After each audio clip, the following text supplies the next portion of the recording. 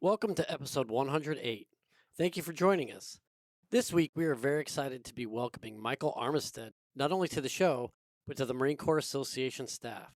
Michael is our new Director of Communications and comes to us from Headquarters Marine Corps Communications Directorate as the branch head of Occupational Field Support. He retired as Lieutenant Colonel in September of this year. Michael was kind enough to take some time out of his busy schedule and sit down with us to talk a little bit about his background, his career in uniform, and his goals and vision for the Marine Corps Association's communications plan. It was a lot of fun getting to know Michael beyond the workplace. Here's our conversation with Michael Armistead. Hey everybody, welcome back to Scuttlebutt. I'm Vic. I'm here with Nancy. Hi everyone. And we are doing a very cool episode this week. We are welcoming our newest member to the Marine Corps Association team, Michael Armistead. Sir, how you doing? I'm doing well. Happy to be here. Yeah, we're happy to have you. Thank you so much for joining us. Yeah, thanks for coming in studio with us today. Thank you. Yeah, Thank you. it was a big ask for you to leave the distance of your office to come all the way here. A couple of flights of stairs. A couple of flights of stairs. It's a little bit of an ice box in here, so the joints are moving a little slow. Yeah, So. I forgot my cup of coffee, so Yeah. keep me warm. So Well, thank you so much, though, as busy as you are, as our new communications director. So welcome aboard, and this is an extremely important position, and so thank you. no, I appreciate it. Thank you for having me. Yeah, so you've been with us now for a few weeks, and I think that obviously as we are, doing our outreach, sort of projecting forward, obviously here in Sound Studio doing podcast, communications is something that we're very focused on. It's extremely important for getting our message out. So your job is obviously vitally important to what we are doing here. But before we sort of talk about what you're doing in the chair, we talk a little bit about, I guess, what your journey was like coming here. So you retired recently, correct?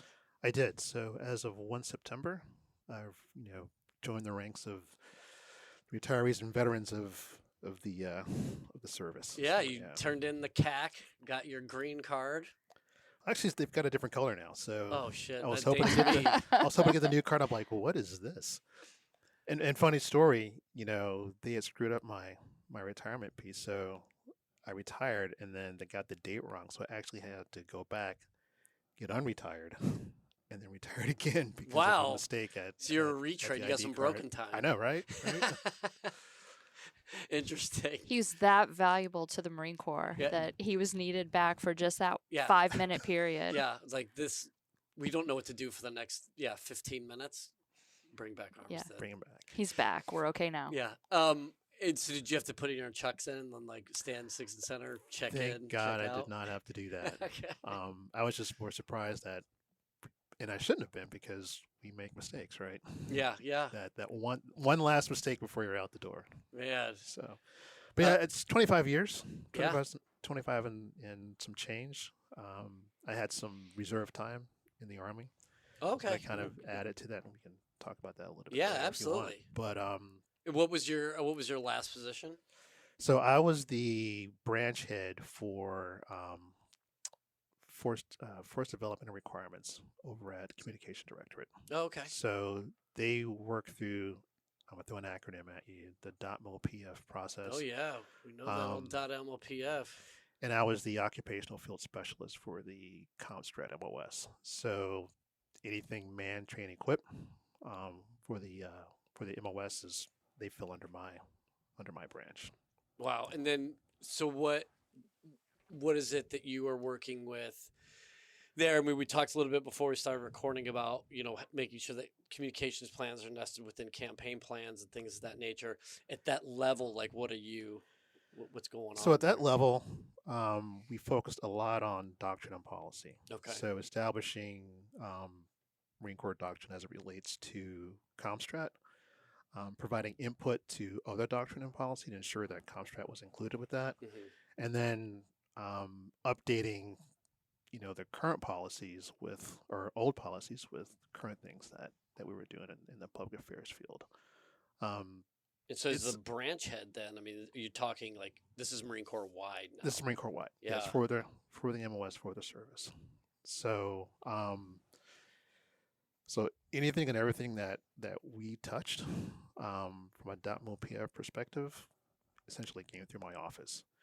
And if you've been in the Marine Corps a while, you know that you don't do .mil-PF coming up. So it was a huge learning experience getting in there, and I did that for about, I'd say, 3 years with a bit of time away from the Pentagon in between there.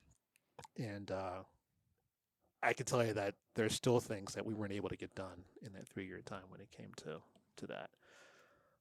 We also were involved in training and education. So the Defense Information School, which is where our Marines go through for their MOS training, working with them to ensure that the curriculum was updated. Yeah. If there's anything that's new within the information environment, that was included in their curriculum. Those types of things. So anything man, train, equip related. Yeah. For them was came through our office. So then, were you in the chair then when MCDP 8 came down the pike? The information. We provided input to that. Okay. As well. Yes. What was that process like? So MCDP 8 came through, or was hosted by Deputy Commandant for Information. Surprisingly, we don't fall under DCI. Really? Okay. Yes. Which is a whole nother conversation in and of itself. Yeah. So as it went through the different processes in terms of the 06 CHOP, 06 review, 1-star review, 3-star review, we each had an opportunity within our organization to chop on that information and provide information to keep it updated and current to what not just our policy but DoD policy focused on in terms of information. So we did have a huge part in contributing information for that. Sure. Input for that. So then this stupid question time then. So if you guys don't fall under DC information, then who, as the branch head for Comstrat, who do you have oversight over? So we basically we report to Deputy Commandant, the Director of Marine Corps Staff. Okay. So DMX. And but what about public affairs? Is that where is that? So 2017, the MOS changed. So we took what was then public affairs and combat camera, combined them into one MOS, one occupational field, which was then Comstrat. Okay. So Comstrat, under the old sort of proponent advocacy construct, our proponent was the leader of CD. So it wasn't 1-star, now it's an SCS. Okay. Our advocate, when it comes to occupation field, was CD and I. But CD's boss, who they report to, was Director of Marine Corps Staff. Okay. Does that make sense? It does. Yeah. It's a bit of a spider web, but yeah, I get that. And so you guys were the artist formerly known as Public Affairs. Public affairs and combat camera. And combat camera. Yeah. Yes. Okay. No, that does make sense. And well, I guess I got a bunch of questions about that, but I guess let's rewind a little bit. So you said you had some Army Reserve time. So what was your path? Like, where are you from originally? So this is a long story. Yeah, that's what we're here for. We've got yeah, we plenty just of came time. out of a meeting. We got one later on, so we got some time. So born in Chicago. Okay. There until roughly the 4th grade. Moved to Houston, Texas. My dad relocated to Texas, and I stayed there through high school. Ended up going to Duke University for college. Oh, cool. And then had a bunch of what I call pie chart jobs prior to joining the Marine Corps. Going back to my time in Houston, my father was very interested in World War II, Korean War, Vietnam War. Wasn't in the service, but do you remember those Time Life books? Yes. Used to come out, you know, so those were around the house. He was actually interested in certain aspects of the Marine Corps. So like with the Old Breed, E.B. Sledge, that book was laying around the house. There's a book by William Manchester called Goodbye Darkness. So these books were around, and I would read them, and so I had this huge fascination with the military, with World War II, and just the experiences those men and women went through during that time period. And so, at the age of 13, I sent a letter. Actually, it wasn't a letter, but remember those little pull-out cards from magazines? Yes. If Yeah. you're interested in the Marine Corps, Yeah, yeah, Yes. fill this out, send it in. yeah. I Take filled it out. ones, Yeah. Put my little age in there, born 1969, whatever, and send it in. And I actually got a letter back. Okay. Really? I got a letter back. That's great. And the letter said, thank you for your interest in the Marine Corps.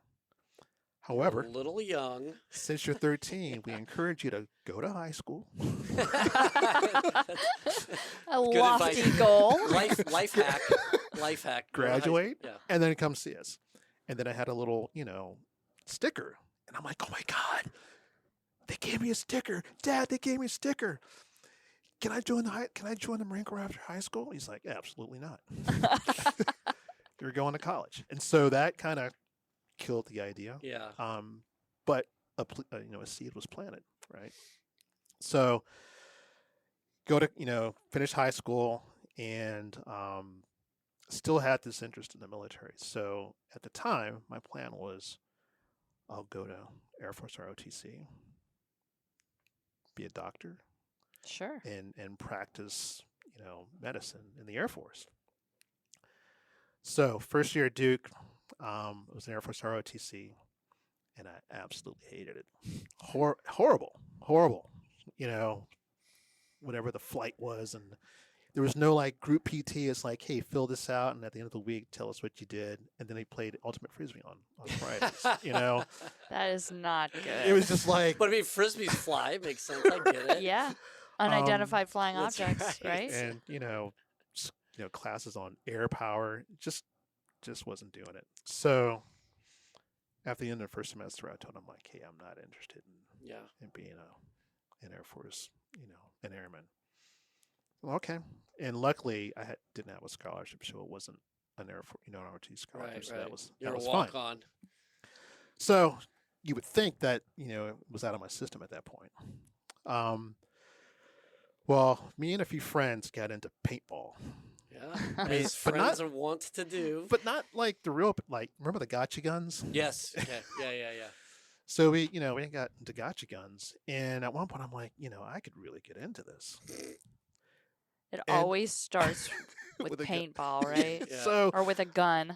with a gun. So I'm like, hey, I found out about the Army Reserves.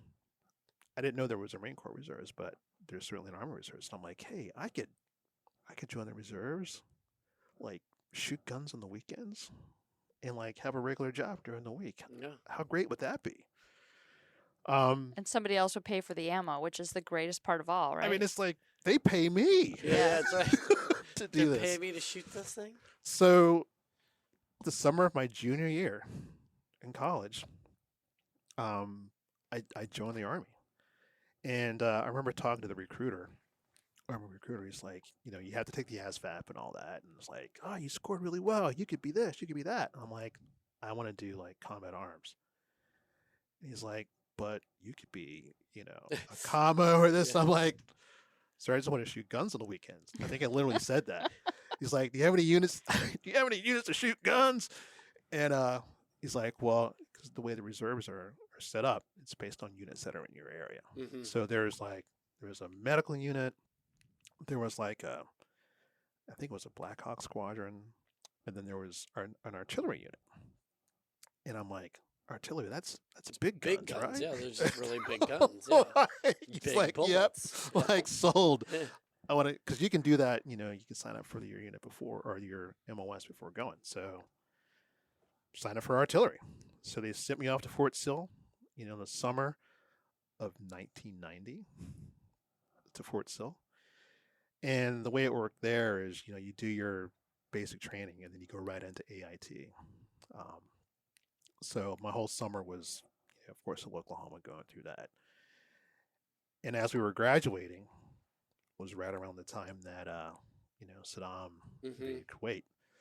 So all of a sudden now it's real for all of us. It's like, and some guys actually, from that training joined units that were No prepping to kidding. go over for Desert Shield. And so we're like, this is for real. And I'm like, I still got another year of college to finish. I didn't plan for this. But at the same time, still kind of excited. But so I joined an 8-inch howitzer unit as a PFC, an E3, because he had college. Mm-hmm. As a senior at Duke. So if you can imagine, from around that time, we were all kind of freaking out about Sure. going to Iraq, and they're talking about 30,000 dead and getting gas and all that. Right. And so, me and other folks were kind of freaking out, but obviously we never went, which is fine. I was able to finish college and go on to my pie chart jobs. But so I did do the 1 week in a month, 2 weeks out of the summer, and I got to run through the woods of Fort Bragg and Fort Stewart, Georgia, and some other places, and And did you get to shoot guns on the weekends? I did get to shoot Okay, guns on good. the Nice. weekends. But Mission accomplished. Right. but we also got to clean a lot of guns too. Yeah, that's how it goes. That's the thing they don't put on the poster. You it's shoot it, you clean it. even guns that you don't shoot, right? Yeah, that's right. Ugh, the worst. And just because post Desert Storm, we started shutting down units, and so my unit ended up getting disbanded 3 or 4 years after the end of Desert Storm. So I actually didn't finish out, and because I didn't really do a good job of planning after college, I didn't go to grad school, but I had several other jobs that I did. And you may laugh at some of these, but Some of them you've told me about. They're interesting. You should Yeah, let our so- listeners know. so I wondered about being a teacher. I also enjoyed writing, so I was curious about journalism, and so I was a substitute teacher for a while, Nice. trying to figure At what grade? primarily high school. Oh, boy. Brutal.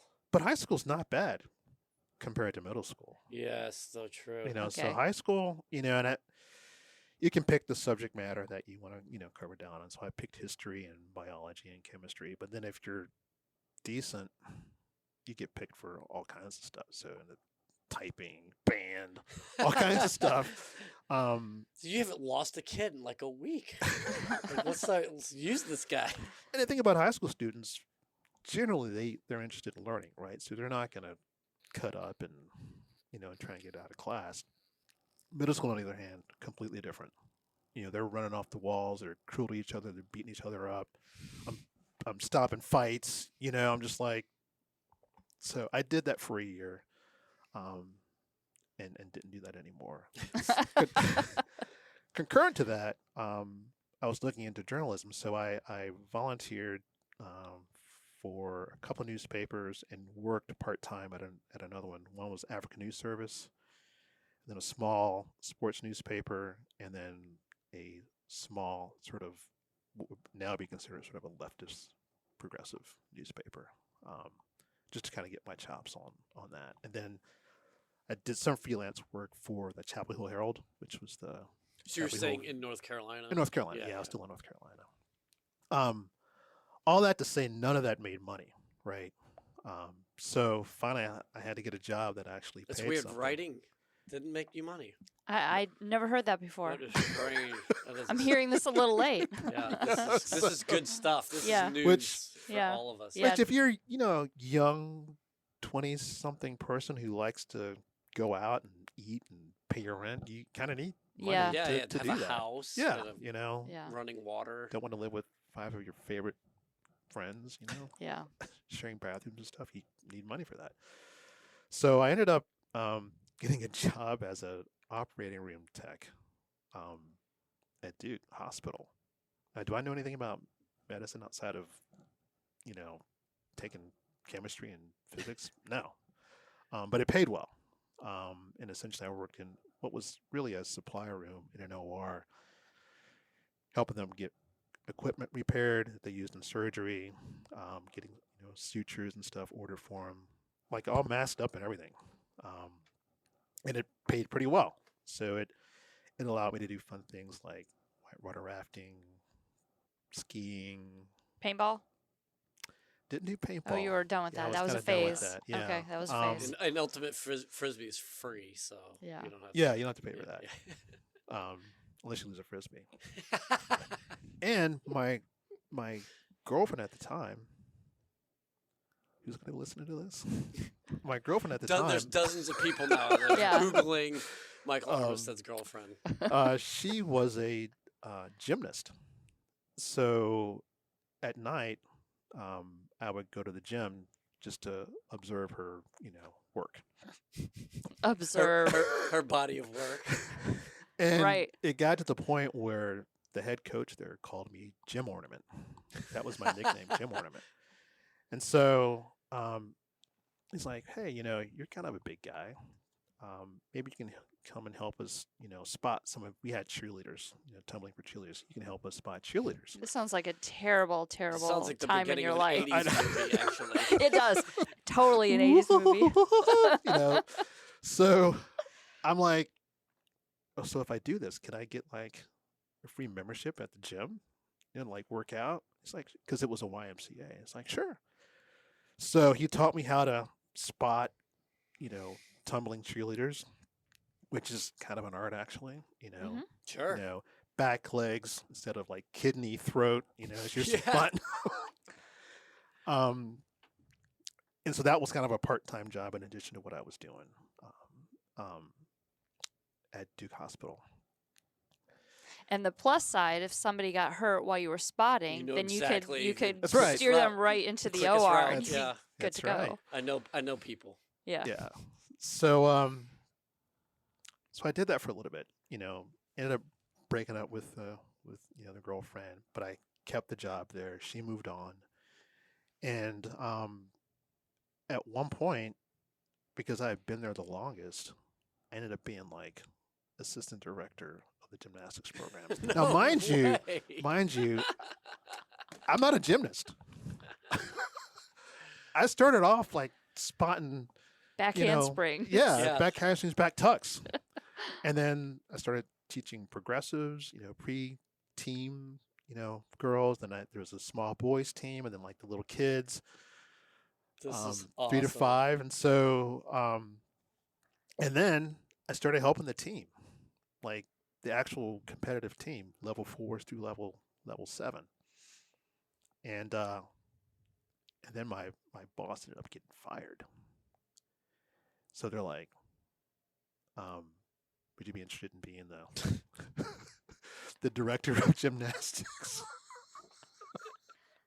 This is definitely an 80s movie. Yeah. So I'm just like, sure. At that point, it paid fairly well, but I was just like, So were you still working at the at the operating room, yeah, and then also? so I'm getting to the Marine Corps piece here in a second. No, take your time. This is fascinating. So Get our popcorn. We are loving it. So at one point I had like a, call it a come to Jesus moment or what have you, but I'm like, what am I doing with my life?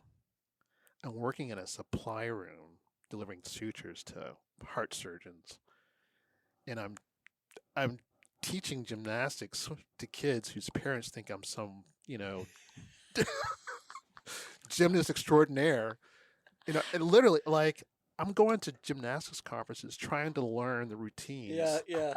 for the girls and trying to teach them the routines. I wish there was some video like, footage of this. Seriously. Oh I'm my like, what am I God. doing? Like, why do And- we keep doing jazz hands? Like, I don't know. So I call my dad up, he's still in Chicago. I'm like, hey Dad. And at this point I'm like 27, 28 years old. I'm like, I'm not really liking where I am in my life right now. He's like, really? I'm like, yeah, I'm working at the hospital. I'm not really enjoying that. I'm posing Waiting to be found out. You know, As Yeah. Bella Caroli. Yeah, I'm one bad fall away from like a full-on investigation. Yeah. Not to mention, like, probably shutting down the YMCA forever. It's like, I want to call you for advice. I mean, I rarely do this, but and he's like, "Do you ever consider being an officer in the military?" I'm like, I actually hadn't really. I'm like, am I even young enough to do that? Because I'm, 26, 27. I know there's an age cutoff. He's like, you should probably look into it. Because you've always been fascinated with the military. And granted, you had kind of a rough time, enlisted because, Yeah.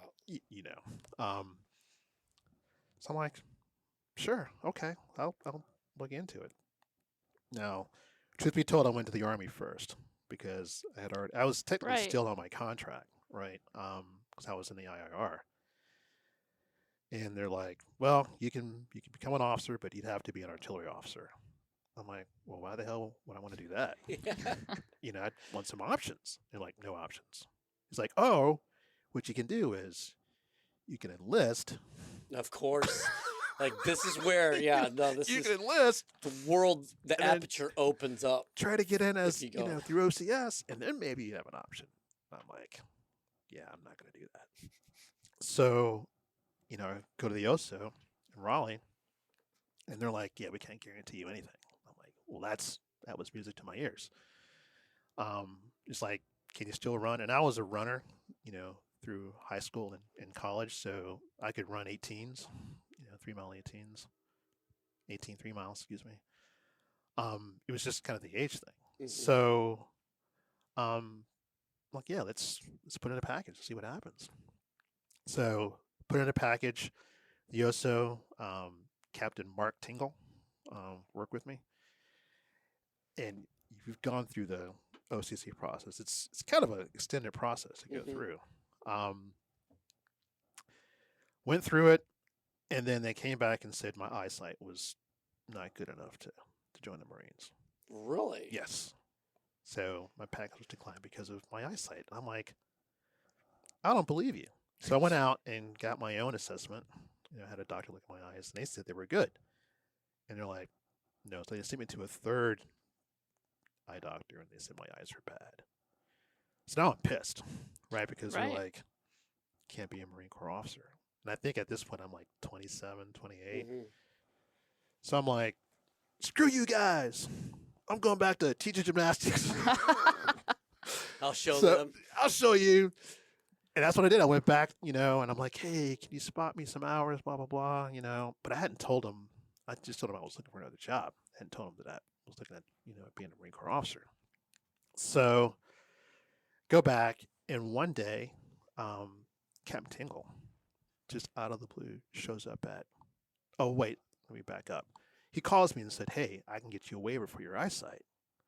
And I'm like, screw you, man. Then you'll find something else. I'm not doing that again. Such a rebel. Yeah. So hang up the phone.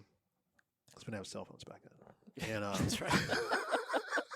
Slamming it down. And I'm not answering phone calls, lost right? Art, man. I'm like, phone slam. It feels so good to slam a phone down bam, too. bam, bam, bam. So he shows up at my workspace. He shows up at the gym in his, recruiting uniform. And I'm there teaching the kids, and I look up because probably like gyms are now, there's a viewing area that keep the parents up. So you can see, who's coming out. I'm like, what's Captain Tingle doing here? And he's all done up, and in his blue mods. Comes down, sits in my office, and waits for me to finish the class. So I walk into the office. I'm like, sir, what are you doing here? He's like, I find it hard to believe that you don't want to be a Marine Corps officer. I mean, you were so excited about it, this, that, and the other. Like, why don't you want to be an officer? And I'm like, sir, I'm really enjoying, like, see me out there? I'm a fucking natural. Teaching these kids, I'm making them better, and I'm a god to them. We both look out the window, and like these kids are kind of bouncing off the walls, and we both just started laughing. I was like, "Yeah, you're right, sir." This sucks. And what am I doing here? So, resubmit my package. Waiver galore, though. And yeah, and I get it. So, so it's funny. You join the Marine Corps, probably any of their services, and you're like, "Hey, I want to join. I want to like travel the world. Go to Europe, go to Asia, what have you." Went through OCS and basic training, or OCS in the basic school, and I actually had orders to go to Okinawa, actually. And my mother had gotten really sick, and she lived in Fayetteville, North Carolina. So I asked for a HUMES transfer, and they didn't send me to Cherry Point. Okay. Right back to North Carolina. Mm-hmm. So in some ways, I felt like I actually never left. Yeah. So, which is fine. I could be close to family and Right. kind of help out there. Absolutely. And I still had friends, that lived in Durham and the surrounding areas. So it actually worked out fine. So, Second Mall was my first duty station. Do you want to go through this? Yeah, sure. Yeah. Whatever you want to share. This is awesome. We want all This the is dirt. great stuff, man. This is radio gold. Oh, actually, before I get into that, so I really wasn't sure about the public affairs thing, and it was public affairs back then. Because at TBS, they have those days where representatives from the MOSs come and talk to you about the benefits of the MOS. Or Yeah, for sure. And part of me, even though I was knocking on the door of 30, still wanted to do like sort of the combat arms thing. And TBS is like that's what they push, right? And but I knew I was getting older, so I'm like, maybe like tanks, which is probably good that I go into tanks. Yeah. Or engineers. You'd have retired sooner. Yeah. That's right. But I do enjoy writing. I do enjoy like journalism in that aspect. So maybe public affairs is a good fit for that. And so when I talked to the public affairs officers that came, I mean, it sounded actually really boring.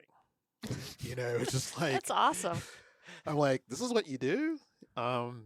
It's just because you think you're going to be like Dan Rather and but really you just manage those guys. Yeah. You don't actually do the stuff. So I'm like, oh, so I don't really write. I don't report. It's like, no, you got to oversee that. You run newspapers. It's like, that doesn't sound fun at all. Yeah. Hey now. Wait, what?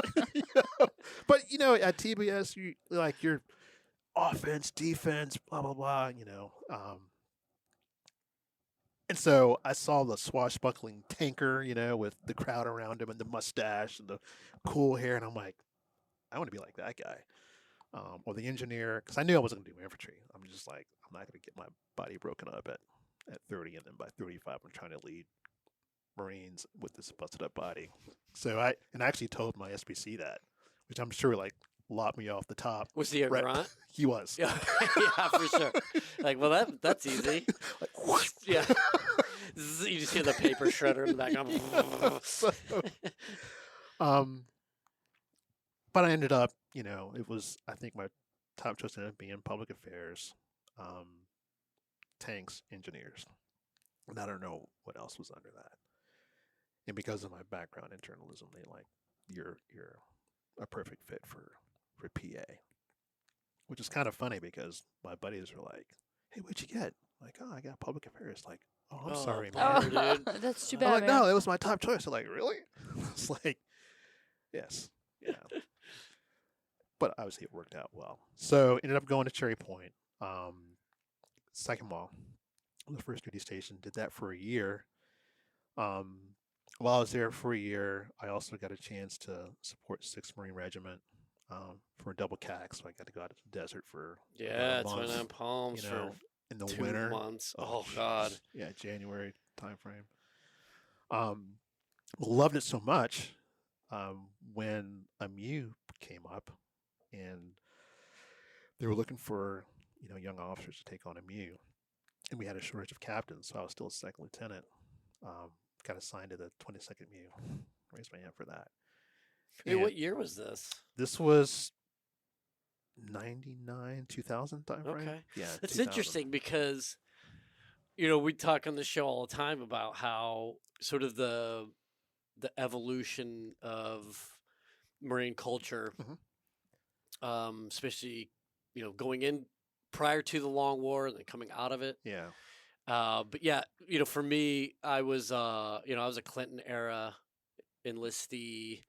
And so the thing that, like, all of the meat eaters were going on the Muse. Like, that was where your superstars went. So I'm surprised that they, like, were taking volunteers, because it would seem like the list would have been, like, super long.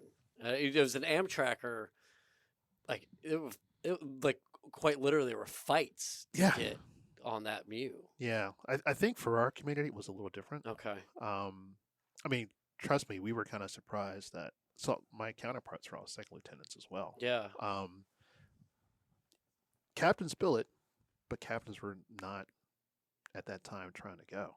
So weird. It was weird. Yeah. because in the Muse can have the pick of the litter, right? For sure. You know, they right? pick your top Like, notch guys. but before, like, to the guys who were going to chasing the star, who they saw, you know, general. Those are the commanders who were getting the Muse, and then it switched in the Long War. The regiment, the RCT commanders were the ones, but yeah, I mean, the Mew was where the All Stars were. That was the All Star team. That was the Marine Corps All Star team. And if you weren't, the Mew commander could swap you out for at a heartbeat. Like, don't pack your stuff just yet. There's still a discussion. Yeah. So, I mean, I had heard about the Mew, or the missions of the Mew, actually at Defense Information School, because one of our captains had just left the Mew as a Mew PAO. I'm like, man, I'd love to be able to get an opportunity to deploy. And this is, you know, pre 9/11, so 22nd Mew, East Coast Mew, Medfloat, essentially, right? So, well, this is kind of, you know, 2000 is kind of on the heels of the LtCol. That's right. You know, Bosnia, Kosovo was kind of winding down. So it's kind of your peace enforcement, you know, peacekeeping time frame East at that Timor point. was done. Yeah. You know, maybe the Mews were doing occasional, you know. Yeah, East Europe was still kind of hot, but like you said, so it was kind of probably one of the last sort of med cruises where you know, do bilat training with the country and then go to Malta and have fun. Yeah. It was awesome. You know, I guess two memorable, you know, deployments there was to Kosovo. I went with, you know, a company out of the BLT, and then some time we spent in Croatia. So that was the first tour. Back then you could do 2 hops in a 3-year time period. So came back and 9/11 happened. And so my second tour was an OEF tour. Okay. So I personally didn't go in Afghanistan, but, you know, we had our Harriers that flew missions there, but I spent the bulk of my time in Djibouti. Okay. You know, Horn of Africa. Before, I think it was called the demining facility. Okay. So before it was Camp Limon. This is before JTF HOA. Oh yeah, long before. I think maybe we had been the second Mew to be there. Okay. So there's a little facility right across from the French base, and so we did a lot of, you know, live fire training there. So did that. Was really excited about like doing the joint thing after that time period. So came back, went to Joint Forces Command, now defunct Joint Forces Command. And while I was there is when, you know, Iraq started.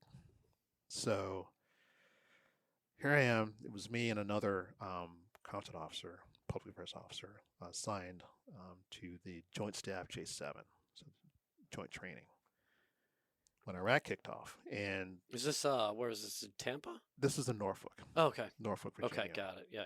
So we're sitting there, you know, 2 Marines, you know, on this joint command, and we're not involved, right? We're watching this on TV, and it's like, and me just like having gotten off of mute and like kind of missed it. Mm-hmm.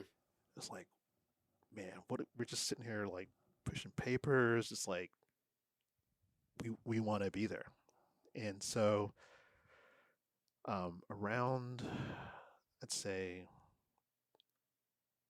early 2004, we get a call from the Ockfield. I was like, hey, we're looking for volunteers to go on the next rotation with 2MEF 4 to Iraq.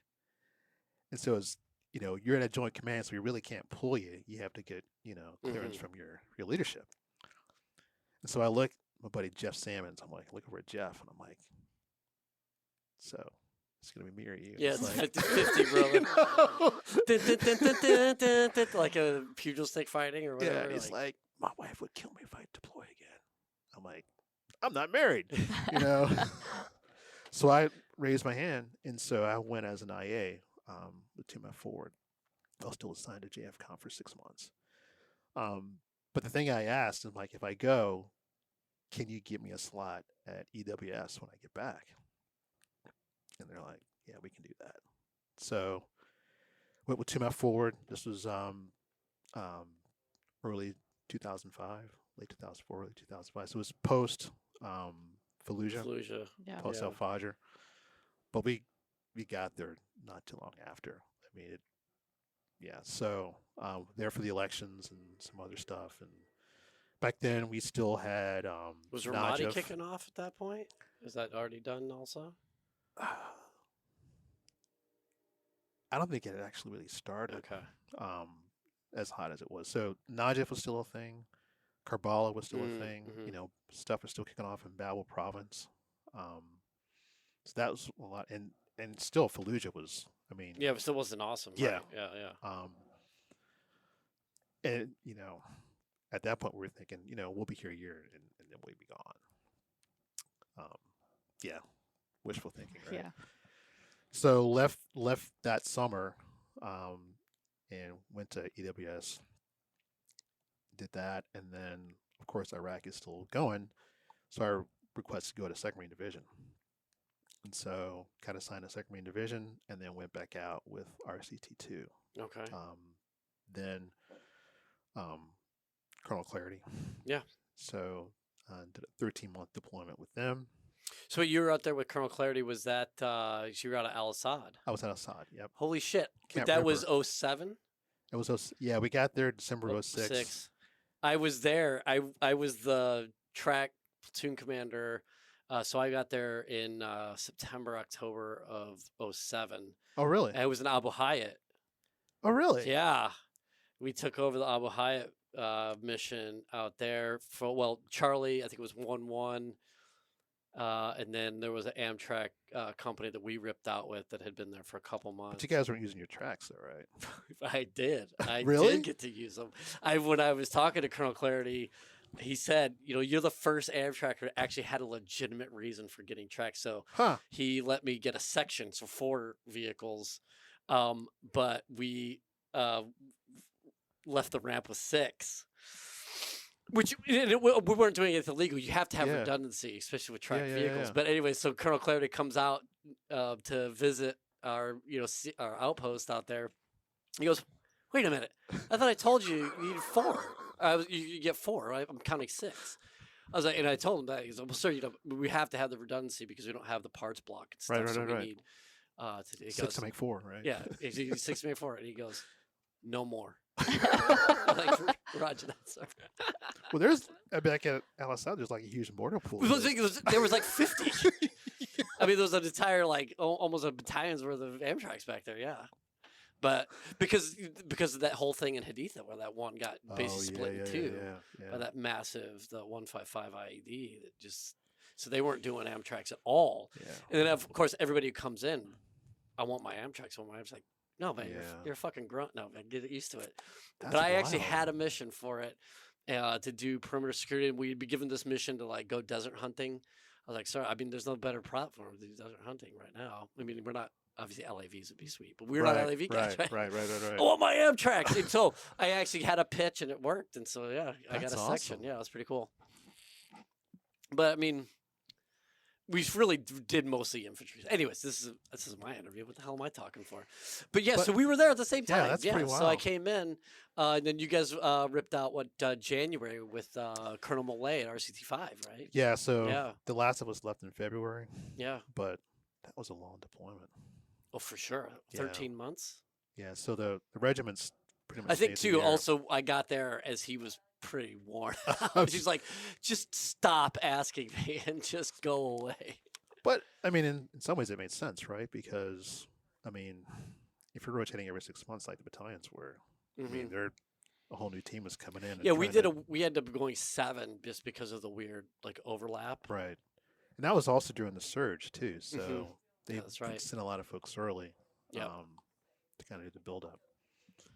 Yeah, so did that, and I'll be honest with you, I was just kind of burnt out after that. So there was a buddy of mine who was at MARSOC, who at the time, MARSOC was kind of going through its things, and they definitely were going to deploy, PA types. So he's like, "Hey, you want to switch?" You just show up, I'll just leave. They won't even know. They won't know the difference. So it actually worked out, we pinged our bosses, and because I did not want to do another, regimental deployment, or, at that point probably division minus, or So we swapped out. I took MARSOC, and he came over and took the division. And at that time, MARSOC was just, I want to say wrapping up, but it was post the MSOC-F issue in Afghanistan. So they were very gun shy about any sort of engagements with media, promoting the organization. So it was kind of a tough time. I'd say probably of all the places I've worked at was probably the hardest, because there was just no appetite for any sort of media engagement then. But having said that, we were able to get some of our Marines deployed with some of the teams forward in Afghanistan. I was able to get a couple of embeds, one being Oliver North, which, Ollie nice. North, yeah, sure. He's kind of a friend of the Corps anyway. Yeah. When it comes to that, but got him forward with one of the teams, which was kind of a big deal at the time, because no one was. And that you have to get theater, like SOC sent approval to get all that stuff done. So then we had some minor ones in the Philippines and then South America. But 2 years of fairly intense work, and believe it or not, because at that time, because it was a new unit, they required 3 years to be at MARSOC. Okay. And they wanted to move me in 2. And so I fought to try and stay there a third year, submitted an AA form and all of that. And then they came back and they're like, "No, man, you're going to be homesteading if you stay." It's like, "What are you talking about?" It's like, "We were at division and now you're right here." And I'm like, "But I was deployed for." Man, this is like a talent management 2030 case study right here. It's just like, I'm just asking for another year. And they're like, "Nope, you got to go." I'm like, "Okay, where are you going to send me?" Joint Forces Command. I was like, "Dude, I was just there. Why would you?" So I ended up getting sent to the depot. Okay. Which was at that point my first sort of non-operational. The PI? San Diego. Oh, San Diego. Okay. Yep. Which was great, because it was truly a vacation from Lejeune. Oh yeah, because that's your first West Coast tour at this point, then, right? Yep. Full 3-year tour there. It was awesome. And it's San Diego, so and there's it is that. San Diego. It was San Diego. People were smiling. You could PT year-round outside. It was absolutely awesome. The one thing I think that's, and for all of West Coast listeners, can definitely appreciate this. Not being an enlisted man, I can only imagine, and then also hearing the stories. But I don't know, Nancy, if you've ever been to MCRD San Diego. I have not. It's right next to the airport. Yeah. It's this I've one heard, of the big things for all the recruits is watching all the aircraft land and take off. Like, I could be on one of those. Yeah. In fact, quick story. while I was there, we had a recruit that tried to escape. Yeah, I've heard that that's a thing. It's not. I mean, they see him. You see recruits walking down the I-5. It's like that doesn't look right. Yeah. You know? But this kid, and mind you, there's a fence around the base. There's razor wire on top of the fence. Well, this kid runs from his unit. And the DAs are not supposed to run after recruits. They just call the MPs. The MPs chase them down because, can't have DIs running after recruits and leaving. And the whole platoon's like. So this kid manages to get over the fence with the razor wire. Wow.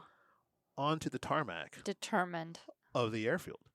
So if you can imagine, now I didn't see this. This is just how it was described to me. This bloody, tattered, bald-headed recruit hightailing against, across the tarmac. He apparently commandeered one of those vehicles that the takes luggage yes. thing. Oh no way! A low-speed chase. This is another '80s movie happening right now. Yeah. It's an action-adventure one, though. So he's on this thing, clearly probably going slower than someone who's running. What is that, like good 3-4 miles an hour? And then crashes it into a parked plane. At which point, man, security, whatever, they've got surround them, guns drawn, sure, what have you. And it just so happened that the airport was having this media day. Oh, good grief! So they think it's like a terrorist thing because all they see is this bloody, tattered guy on the luggage cart with folks with guns drawn on them. Which is when I get the call from the press. It's like, you're right. Hey, this, that, and the other. I'm like, no, this can't be true. Like, but how many recruits do you guys have? A few thousand. -1. -1. We found one. So I guess the kid seeing the aircraft going off. He was determined to get on one of them and go home. Yeah, I always wonder, what as you were going through the mental gymnastics. What was the end game? Were you just gonna grab on to the front, whatever landing gear, and then get pulled up into the thing, and then just show up wherever that plane was? And get out on the wing, like on that Twilight Zone episode with James T. Kirk. Yes. Yeah. Who knows, right? I'm getting out. So, so that. Man, what a day to pick to make his great escape. Getting on the aircraft. So I did that, and then ended up actually going back to a joint command, joint enabling capabilities command, which one of the few commands left over from Mattis destroying, I shouldn't say destroying, but disassembling, JFCOM, and that unit was actually kind of unique. So they were sort of the crisis response joint public affairs team for DoD. So JTF stood up for any sort of operation, and they couldn't get a public affairs team stood up to support it. We would go in, get them up and running until the RFF process worked through that they can get their manpower to actually have a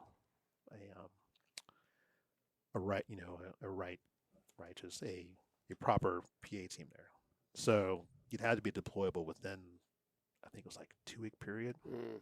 So if you were on the ready roster, you just had to have your gear packed to get called to support, some sort of contingency mission. So that was actually a pretty interesting place to be assigned.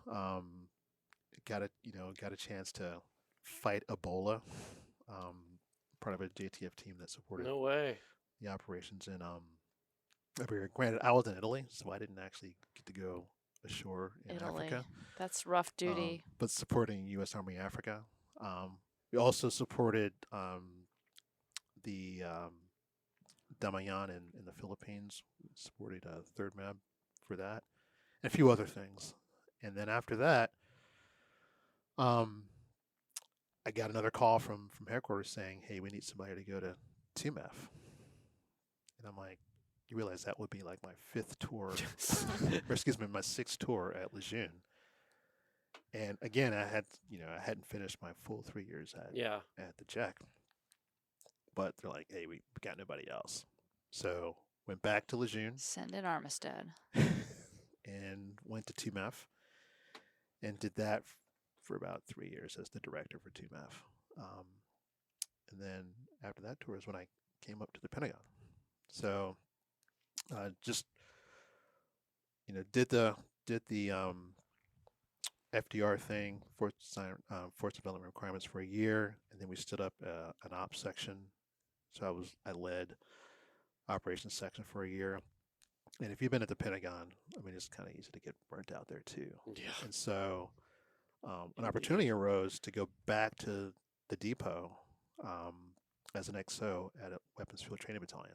Okay. Nice. So outside of the Ock field, something completely different Back than I to hadn't Cali? done before. Back to California. Nice. As a geo bachelor. So Mm. that was kind of the drawback. I thought my wife would be happy to go back to California, but Nope. she was very, very happy to stay here in the DC area. So I did that for a year and some change, and then just for some other circumstances, ended up coming back to the DC area, which is where I finished up my career. Yeah. And now you're here. And Here now we I'm are. here. Well, sounds like all of your experiences have prepared you well Yeah. for strategic communications director here at the MCA. Yeah, but we're not going to ask you to deploy, are we? Is that a thing? Well, where- you already been to Okinawa once. No, I didn't haven't you? go. Oh, you I- didn't go I- yet. I Okay. somehow Yet. Did the Matrix on that one. Yeah. But I'm sure next year I'll be flying to Okinawa, which I would happily Yeah, go. okay, it'd be cool. Yeah. So this position here, so maybe there's a podcast. Actually, there isn't for my predecessor, but my predecessor had several roles. Who was here? So Colonel Ronald, had strategic communications, had Leatherneck. Leatherneck. So she's your predecessor and mine as and well. predecessor, Yeah. and had retail. So in Right. some degrees, the retail director. Right. So when she left, that of course, some of those roles were broken out, and so I picked up the strategic communication job, which I guess is somewhat new Yeah. as an individual position. And as I was going through the retirement process, Mary had reached out to my boss at the time, Colonel Devine, and I believe General Tulin.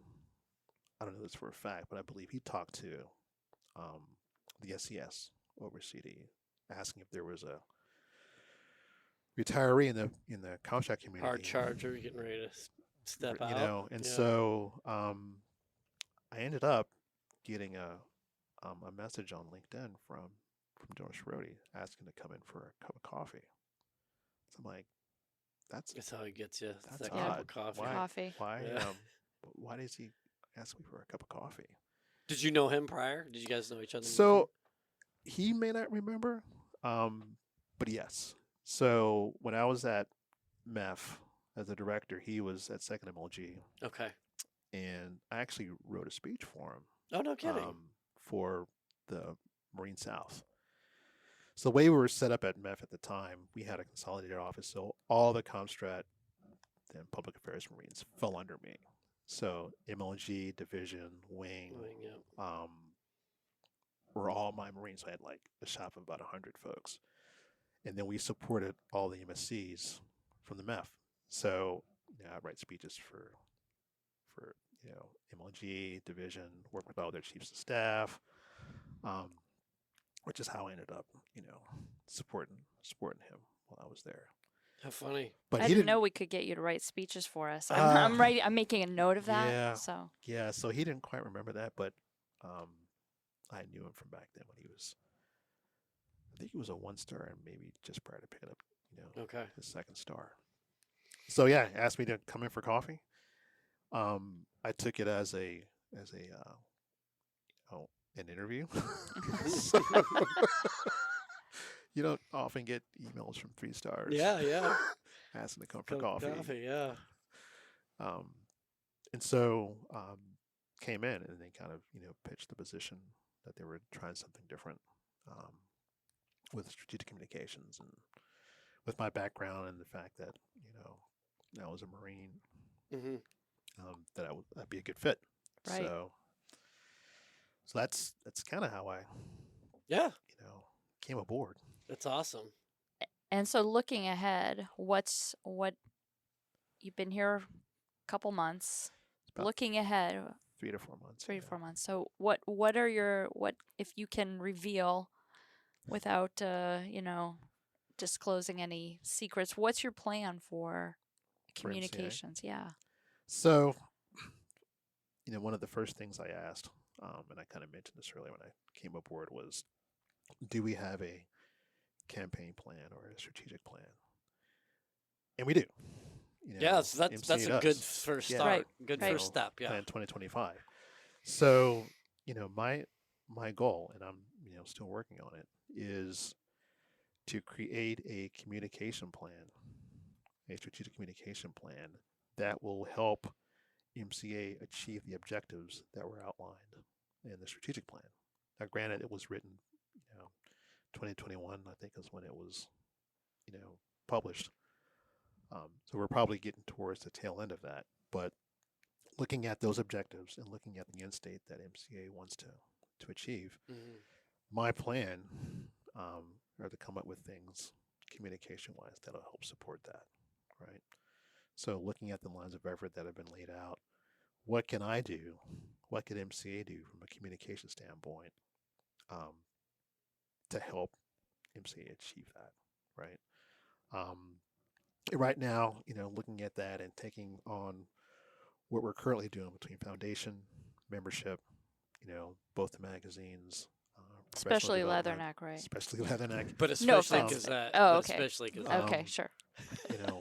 What are some of those things that we can do, and things that we can do and haven't done to help achieve that?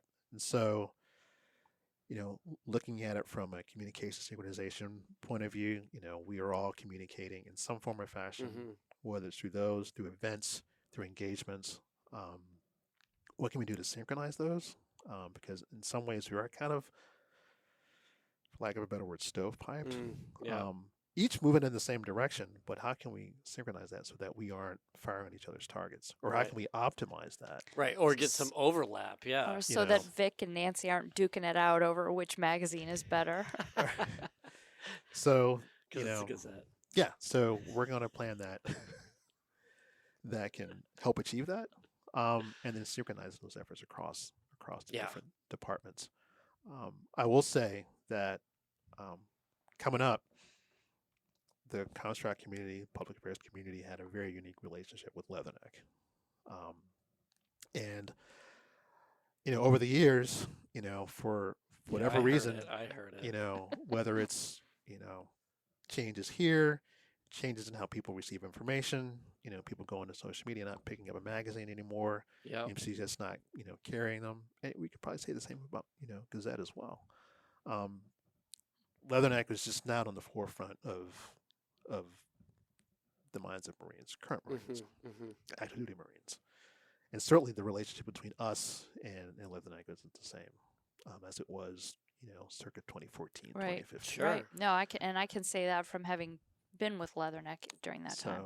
So kind of a personal thing for me is to try and bring that back to its former sort of relevance within the Ock field. Sure. Join forces. Yeah. We're gonna join forces and it kind of get the came word out. After being here about a month, I went out to McRick just to chat with some folks. And when I told them that I was here, they're like, didn't realize that Leatherneck was still around. And I'm That like, hurts me. No, That hurts me. there's a lot of there is a lot of that, and I think that getting into this sort of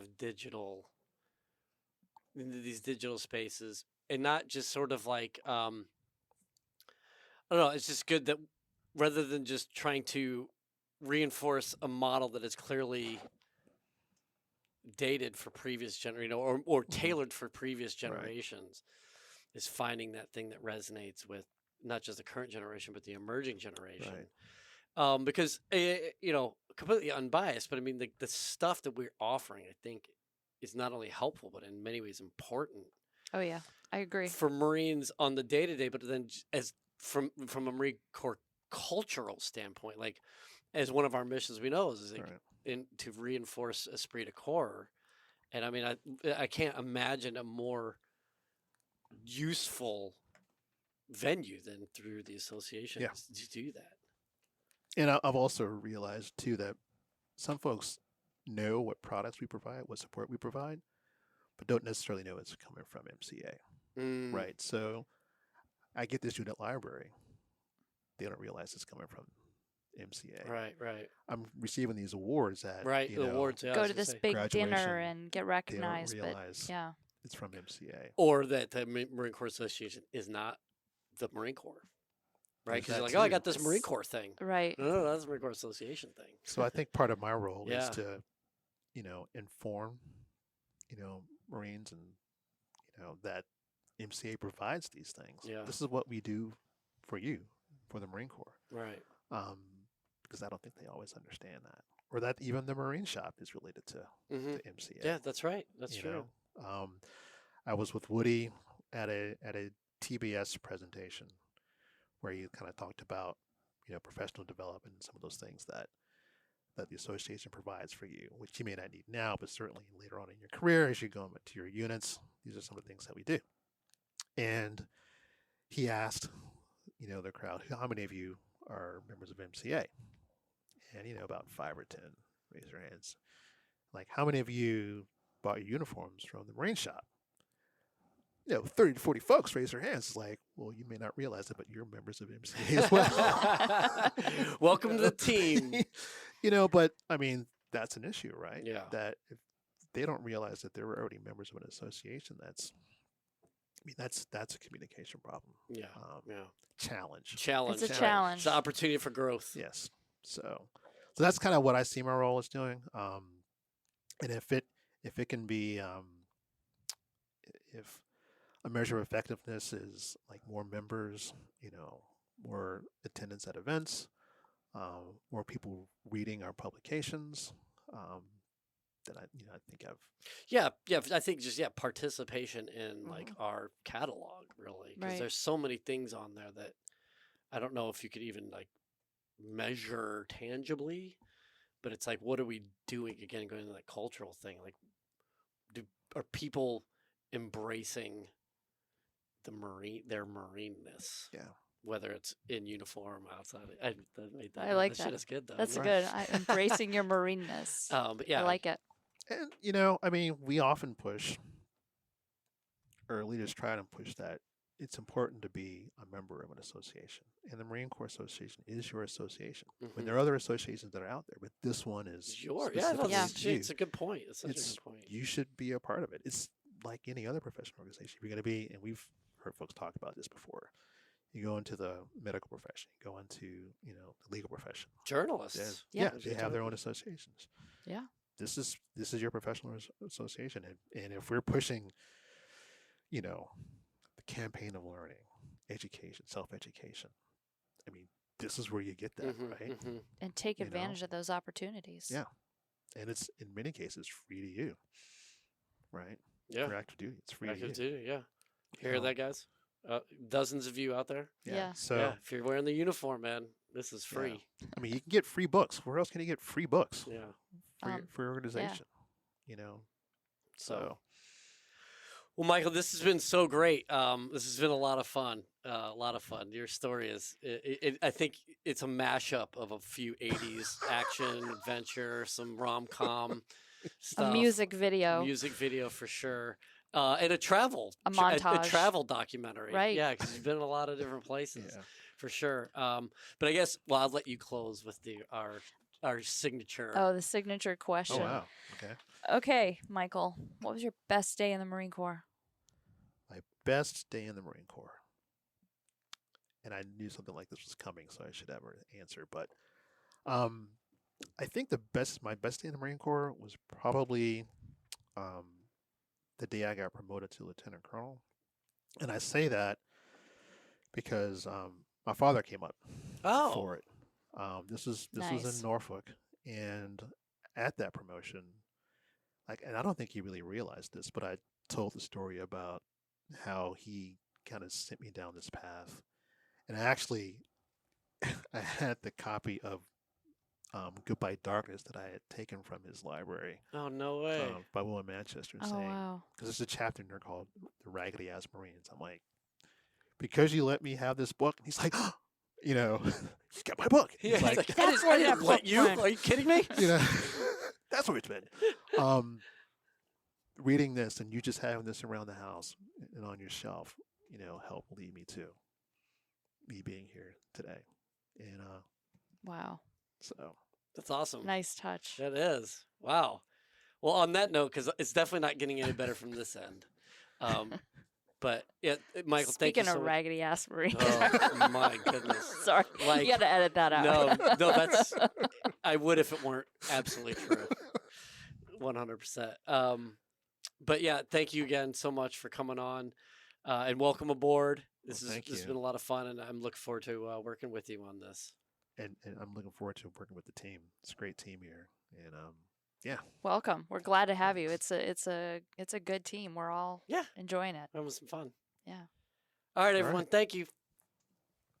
The Marine Corps requires leaders of all ranks to have a deep understanding of war and the employment of force. MCDP 1 reminds Marines that the military profession is a thinking profession. Every Marine is expected to be a student of the art and science of war. It goes on to say that every Marine has an individual responsibility to study the profession of arms. Self-directed study in the art and science of war is at least equal in importance to maintaining physical condition and should receive at least equal time. The Marine Corps Association understands the critical importance of ensuring that Marines are as mentally ready for combat as they are physically ready. That is why we offer an entire page dedicated to wargaming on our website. We have recommendations for both tabletop board games as well as computer games. And for Marine Corps Association members, there is a discount code for War Game Design Studios that you can find on the website. War games are a great way to immerse yourself in history and to put yourself in the shoes of the great leaders of history. Go beyond guided instruction and experience the thrill of wargaming. Check us out at mca-marines.org/decision-making-exercises/wargaming-2. That's mca-marines.org/decision-making-exercises/wargaming-2. Take your training to the next level. Scuttlebutt is a production of the Marine Corps Association. I am William Truding, but you've also heard the voices or contributions of Vic Rubel, USMC retired, Nancy Lichman, or Ty Frazier. The opinions expressed in this episode do not reflect the official stance of the Marine Corps, DoD, or Marine Corps Association.